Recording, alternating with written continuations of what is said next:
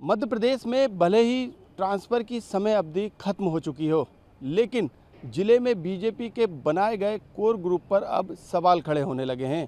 आखिरकार इन core group की दखलंदाजी transfer में क्यों थी? इसी मुद्दे पर देखिए हमारी ये खास रिपोर्ट। मध्य प्रदेश में ट्रांसफर को लेकर 16 जून की डेडलाइन खत्म हो चुकी है। हालांकि ट्रांसफर के बीच बीजेपी के जिले में बनाई गई ट्रांसफर कोर ग्रुप की चर्चा हो रही है।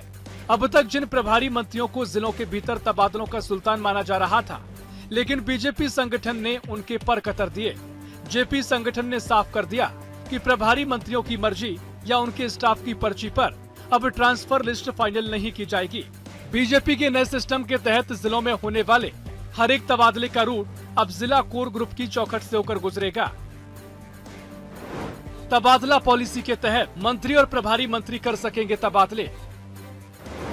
प्रभार के जिलों में जिले के अंदर प्रभारी मंत्री करेंगे तबादले। तबादला पॉलिसी में विभागों में पदवार तबादलों का प्रतिशत भी तय। 200 पद के लिए 20% तबादले हो सकेंगे। दरअसल ट्रांसफर के दौरान जिला स्तर पर भाजपा नेताओं की नाराजगी रहती है। इसके पीछे मंत्री और प्रभारी मंत्री की मनमानी चलने की बात भी सामने आती है।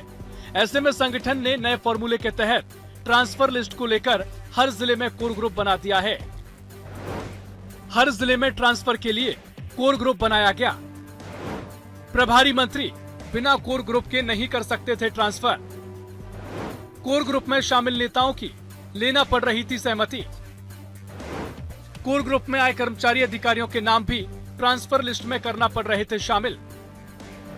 बिना कोर ग्रुप की सहमति के मंत्री नहीं कर सकते थे ट्रांसफर। कोर ग्रुप में शामिल नेताओं के नाम को भी लिस्ट में करना पड़ रहा था शामिल।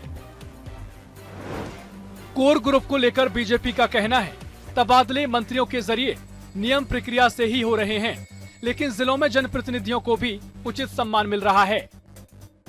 देखिए, भारतीय जनता पार्टी में हमेशा से संवाद और समन्वय की नीति रही है, तो निश्चित रूप से इस संवाद और समन्वय की नीति के माध्यम से जब जिलों के भीतर के स्थानांतरण रहे तो वहाँ जिले के जो जनप्रतिनिधि हैं, संगठन के लोग हैं, उनके पास बहुत सारे लोग अपने आवेदन लेके आते हैं। तो निश्चित रूप से संगठन की जो जिले की कोर कमेटी है वो कोर ग्रुप बैठेगा प्रभारी मंत्री जी के साथ में, माननीय जिलाध्यक्ष जो हमारे माननीय जिले के प्रभारी, इन सारे लोगों के साथ में बैठकर किस प्रकार से समन्वय के माध्यम से स्थानांतरण को सुनिश्चित किया जा सके, जो अधिकतर आवेदन आते हैं उसके ऊपर निराकरण किया जा सकते और अधिकतर लोगों को इसका लाभ मिले, ये सरकार की मंशा भी है, संगठन की भी यही विचार थे। तो उसी दृष्टि से कोर ग्रुप को सम्मिलित कर जिले के स्थानांतरण की नीति बनाई।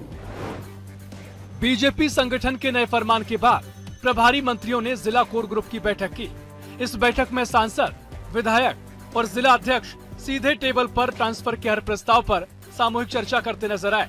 कोर ग्रुप की हरी झंडी के बाद ही जिलों की तबादला लिस्ट फाइनल की गई। विपक्ष ने इस बदलाव को असली तबादला उद्योग का नाम देकर सवाल खड़े किए हैं। देखिए, यहाँ मुख्यमंत्री जो है वो पर्ची से आए थे, पर्ची से चले जाएंगे और मंत्रियों की तो कोई हैसियत इस सरकार में है नहीं। तो आरएसएस के लोग जो हैं वो प्रॉक्सी सरकार चला रहे हैं और ये दिख भी रहा है अब कि आरएसएस किस तरह से पूरी सरकार को हाईजेक करके तबादलों में भी अपनी मनमानी करना चाहते हैं। तो जनता की चुनी हुई सरकार का कोई मतलब नहीं है। वैसे भी ये तो लूट की झूठ की सरकार है। राजनीतिक चश्मे से देखें तो बीजेपी संगठन ने एक तीर से दो शिकार किए। पहला, पार्टी के कार्यकर्ताओं और विधायकों में पनप रहे असंतोष को शांत कर दिया और दूसरा, मंत्रियों को ये संदेश दे दिया कि सरकार कितनी भी ताकतवर हो, सुपर बॉस संगठन ही रहेगा। मनोज राठौर, BSTV, भोपाल।